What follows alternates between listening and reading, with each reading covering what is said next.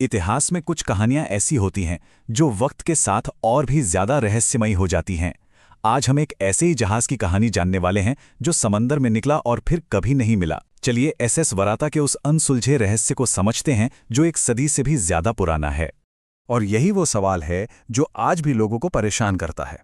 सोचिए, एक इतना बड़ा मॉडर्न जहाज जिस पर 211 लोग सवार थे, वो बस हवा में गायब हो गया।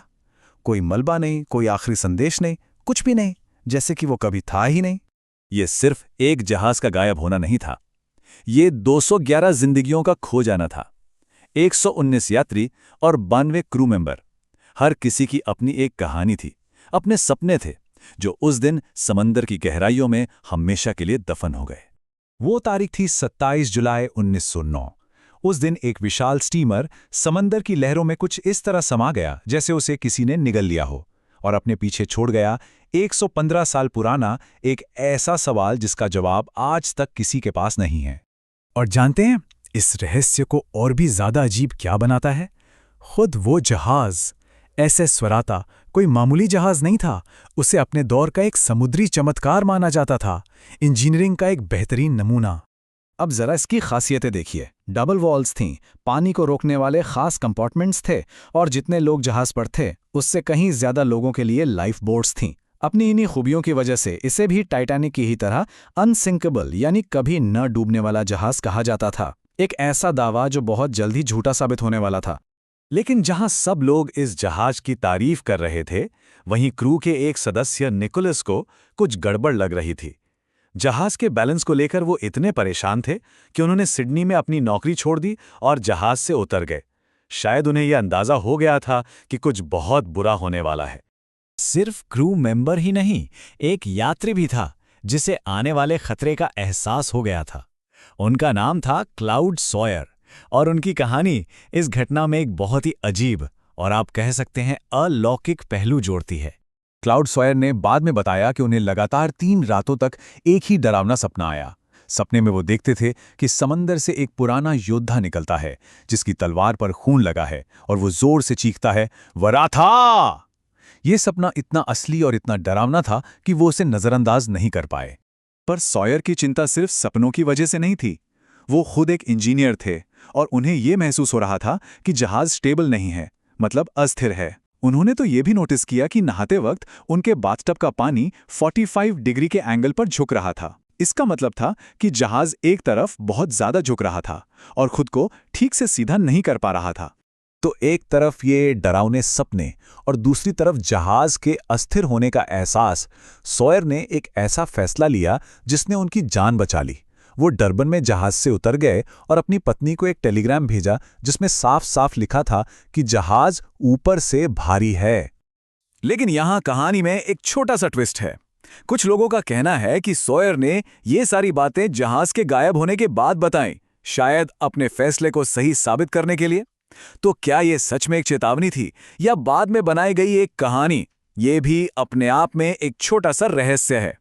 खैर, सॉयर तो सुरक्षित जमीन पर थे, लेकिन वराता ने अपनी यात्रा जारी रखी। वो इस बात से बिल्कुल अनजान था कि वो सीधा इतिहास के सबसे भयानक तूफानों में से एक की तरफ बढ़ रहा था। जरा देखिए सब कुछ कितनी तेजी से हुआ।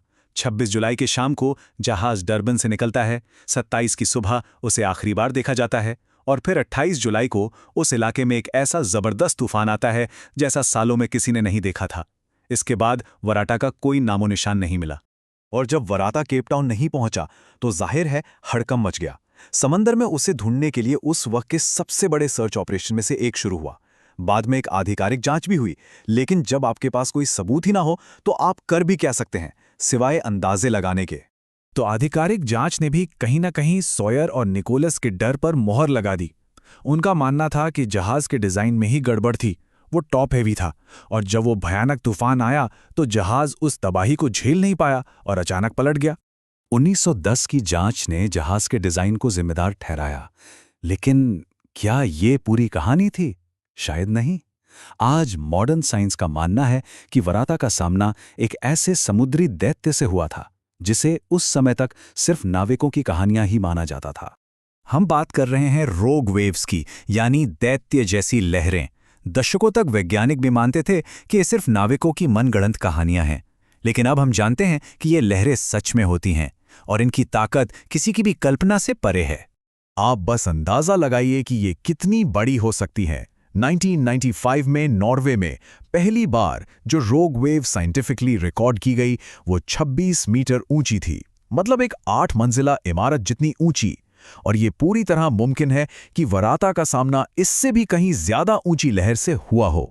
और वरांदा जहां गायब हुआ ना, वो जगह इन दैत्य लहरों के बनने के लिए आप कह सकते हैं एक परफेक्ट जगह थी। वहां की तेज धारा जब तूफानी लहरों से टकराती है तो छोटी लहरें मिलकर एक विशालकाय लहर बना देती हैं। आज के कंप्यूटर मॉडल्स भी यही बताते हैं। एक पहले से ही अस्थिर जहाज और उस पर एक 30 मीटर ऊंची लहर का हमला, जहाज को डूबने में चंद सेकंड भी नहीं लगे होंगे।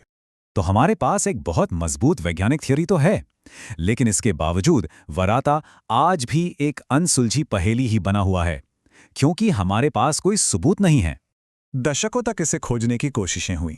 1999 में तो एक पल के लिए लगा कि ये राज खुल गया, जब खोजकर्ताओं ने दावा किया कि उन्होंने वराता को ढूंढ लिया है। लेकिन वो खुशी कुछ ही दिन की थी।